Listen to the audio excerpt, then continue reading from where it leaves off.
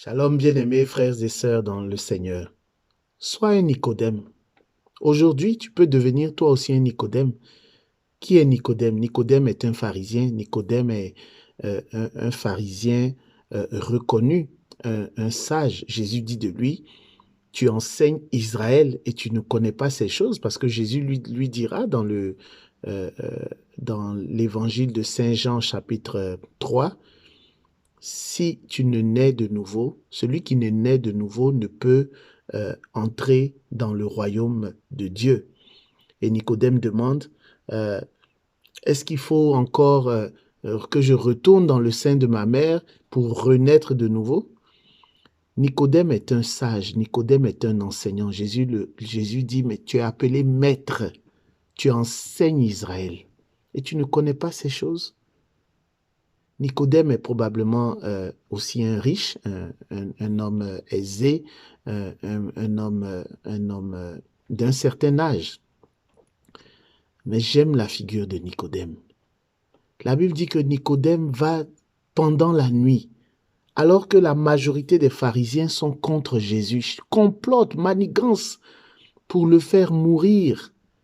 Nicodème va à contre-courant.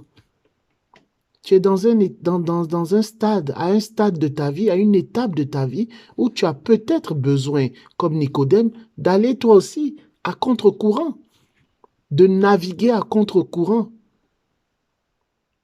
Alors que tout le monde rejette Jésus, Nicodème va vers lui. Ne suis pas la foule, ne sois pas un suiviste. Nicodème va vers Jésus et Nicodème pose des questions. Lui qui est maître, il est assez humble pour poser des questions. Il pose plusieurs questions à Jésus. Nicodème vient de la langue grecque qui signifie vaincre, la victoire du peuple plutôt. Le prénom Nicodème est formé de Nikéine qui signifie vaincre et de Démos qui signifie peuple. Alors Nicodème peut se traduire par la victoire du peuple. Qu'est-ce que Nicodème a vaincu? Nicodème a vaincu son ignorance. Nicodème a vaincu la mort en ce sens qu'il est allé vers Jésus. Lui qui est maître, il a accepté de se laisser enseigner. Il est allé à la source de la connaissance. Il est allé boire la connaissance au-dessus de toutes les connaissances. Tu peux avoir des doctorats, quel que soit ton bagage intellectuel, quelles que soient tes expériences, quel que soit tout ce que tu as appris, quel que soit ce que tu es, tes connaissances ne dépasseront jamais la connaissance de Dieu. La connaissance, c'est un des dons du Saint-Esprit. Il est la source de la connaissance. Tes connaissances, la Bible dit qu'il donne la sagesse aux simples. Il donne l'intelligence aux simples. Oui, va qu'à tes occupations, apprends tout ce que tu veux apprendre, mais ne néglige pas la connaissance de Jésus. Deviens toi aussi un Nicodème. Va à la source, va lire les évangiles, les écritures, va boire à la source même de la connaissance.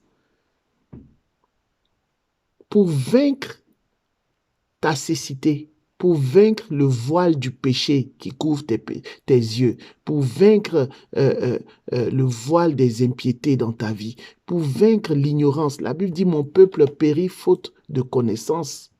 Ainsi seras-tu en mesure, toi aussi, de devenir un vainqueur.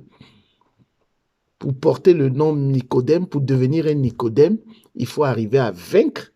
Il y a quelque chose que tu dois réussir à vaincre dans ta vie. Aujourd'hui, moi-même aussi qui parle, il y a des choses que je dois réussir à vaincre dans ma vie, mais le dynamisme, la force, nous la prenons dans la parole de Dieu. La force nous vient de la parole de Dieu pour nous aider à vaincre les obstacles, comment dirais-je, la tendance au péché, les mauvais penchants. Jésus-Christ te donne la force de surmonter tout ce qui a tendance à à jeter un voile obscur sur ta vie. Souvenez-vous, Nicodème vient de nuit, mais il repart de là né de nouveau. Il repart, il ressort de cette rencontre personnelle avec Jésus complètement transformé, régénéré, revivifié. Il naît de nouveau.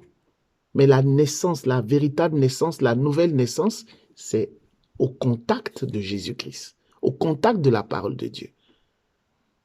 Trouve un instant, trouve un temps dans ta vie, toi aussi, où, comme Nicodème, tu te faufiles, j'allais dire, tu te caches pour aller rencontrer ton Dieu, pour qu'il y ait ce cœur à cœur. Jésus même l'a dit, quand tu veux prier, entre dans ta chambre, dans l'intimité de ton cœur, pour rencontrer Dieu. Bien-aimés frères et sœurs, voilà en quoi la personne de Nicodème peut et nous enseigne encore aujourd'hui. Que la paix, que la grâce de notre Seigneur soit votre partage au nom du Père et du Fils et du Saint-Esprit. Amen. Bonne journée du mardi 26 avril 2022.